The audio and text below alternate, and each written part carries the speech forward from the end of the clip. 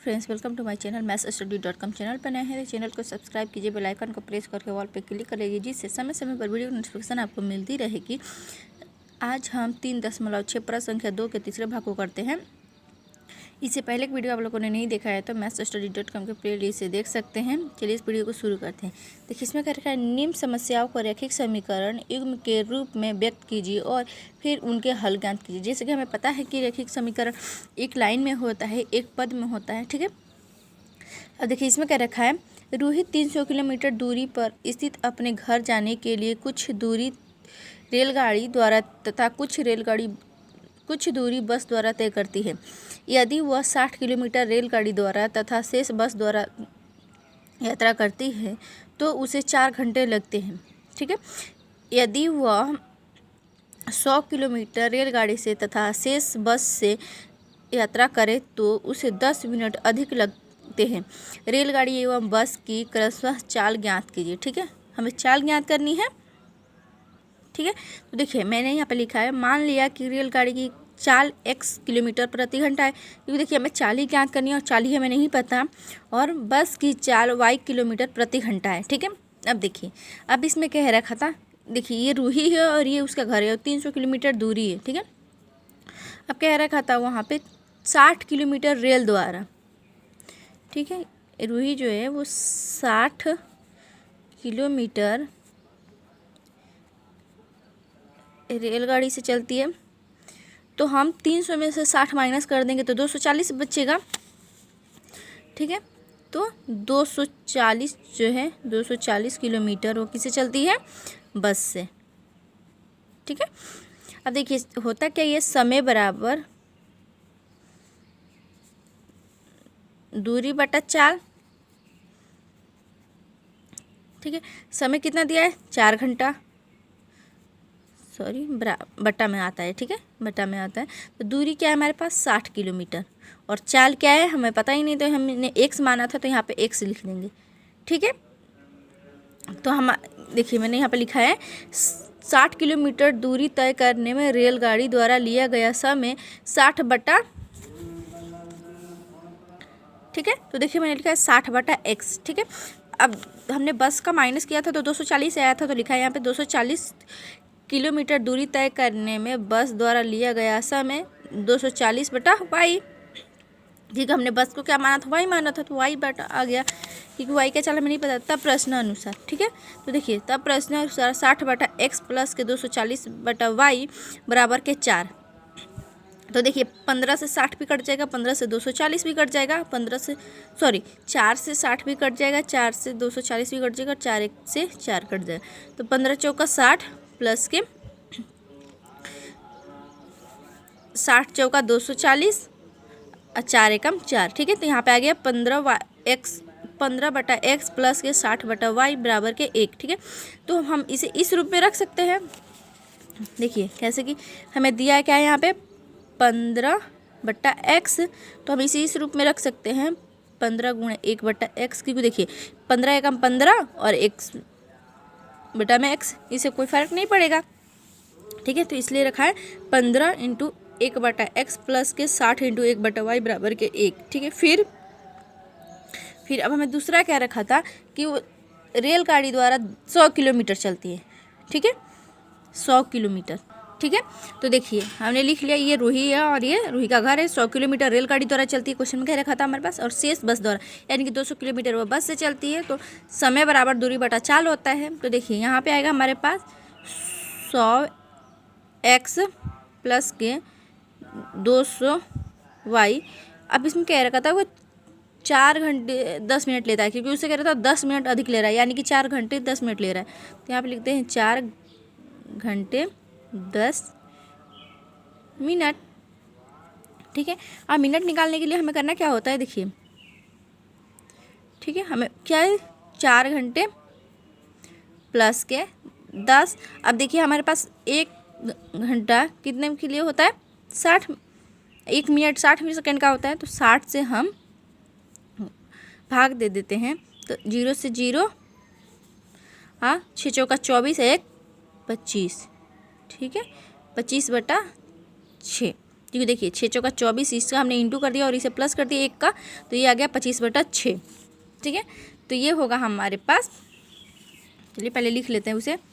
देखिए तो लिखा है 100 किलोमीटर दूरी तय करने में रेलगाड़ी द्वारा लिया गया समय 100/x और 200 किलोमीटर दूरी तय करने में बस द्वारा लिया गया समय 200/y है। तो 100x प्लस के 200/y प्लस के 25/6।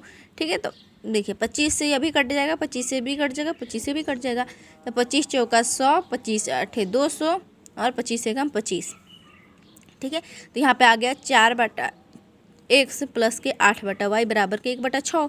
ठीक है, अब इस 6 से दोनों तरफ से हम गुणा कर देते हैं। क्यों? क्योंकि देखिए हमें पता होता है कि समीकरण में हमें किसी भी संख्या से गुणा करें या भाग करते हैं तो हमें दोनों पदों में करना होता है। ठीक है, तो इसलिए हमने दोनों पदों में 6 से गुणा करने पर हमारे पास आ जाएगा 6 चौका 24 बटा में x प्लस के 8 छक्का 48 बटा में y बराबर 1। ठीक है, तो हम इसे इस रूप में रख सकते हैं, जैसे कि मैंने पहले भी आपको बताया। ये इस रूप में रख लेते हैं 24 इंटू 1/x प्लस के 48 इंटू बटा में y बराबर के 1। ठीक है, मान लिया कि 1/x बराबर के a और 1/y बराबर के b। जैसे कि देखिए यहाँ पे आप a से z तक कोई भी संख्या मान सकते हैं, कोई फ़र्क नहीं पड़ेगा। ठीक है, मैंने a और b माना है। ठीक है, तो अब देखिए समीकरण 1 के साथ हमने गुणा किया तो 15a हो जाएगा, क्योंकि हमारा समीकरण क्या था? देखिए 15 60 और a। ठीक है, 1 था। देखिए 15a प्लस के 60b बराबर के 1 और 24 में a से गुणा किया तो 24a, क्योंकि इसकी जगह रखा था ना हमने, इसलिए तो 24a प्लस के 48b बराबर के 1। ठीक है, अब देखिए हमें बिलो क्वेश्चन में कहीं भी नहीं कहा गया कि आपको किस विधि से क्वेश्चन को सॉल्व करना है, तो हम विलोपन विधि से कर लेते हैं।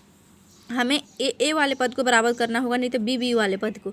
और इसका नियम ये होता है कि पद को बराबर करने के लिए हमें जिस पद को बराबर कर रहे हैं उस संख्या का नीचे वाले पद से ऊपर गुणा कर देते हैं, उसके ऊपर वाले पद से नीचे में गुणा कर देते हैं और साइन अलग होता है। ठीक है, तो देखिए यहाँ पे हम ए वाले पद को बराबर करते हैं, तो ए वाले पद के 15 से नीचे गुणा कर दिया और 24 के ए वाले पद से ऊपर गुणा कर दिया। ठीक है, तो 360 आया, 15 और 24 से गुणा किया तो 360 आया, प्लस के 60 और 24 से गुणा किया तो 1440 भी आया, बराबर के 24 से कम 24।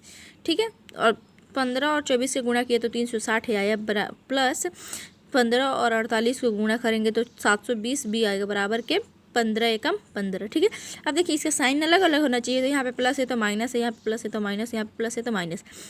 60a से प्लस के 60a से प्लस माइनस के 60 कट जाएगा तो बचेगा 1440 में से 720 माइनस करेंगे तो 720 बराबर b, 720 b बराबर के 24 में से 15 गया तो 9, यहाँ भी घटाने का काम किया तो घटाने पे लिख दिया b बराबर के 9/720।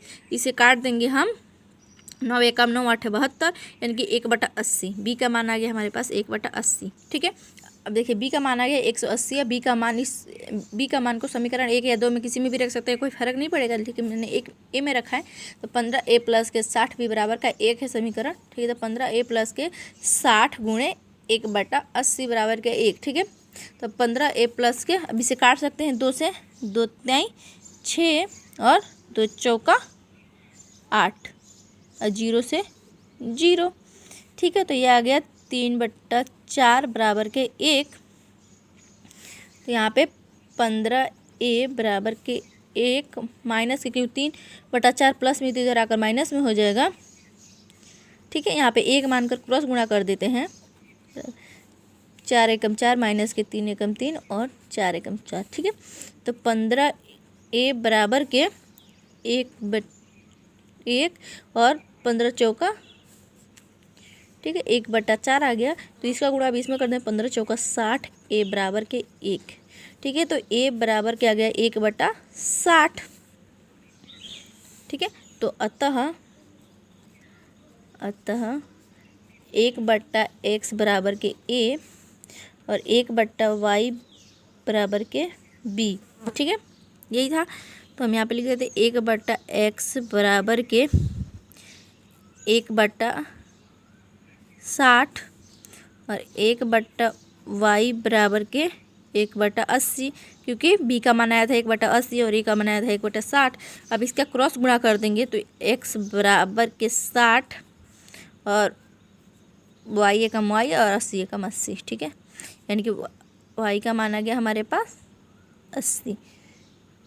ठीक है, यही हमारा फाइनल आंसर होगा। आई होप आपको ये वीडियो समझ में आई हो। चलिए मिलते हैं नेक्स्ट वीडियो में, तब तक के लिए गुड बाय। ऐसे ही वीडियो देखने के लिए मेरे चैनल को सब्सक्राइब कीजिए, वीडियो को लाइक कीजिए और वीडियो को ज़्यादा से ज़्यादा शेयर कीजिए।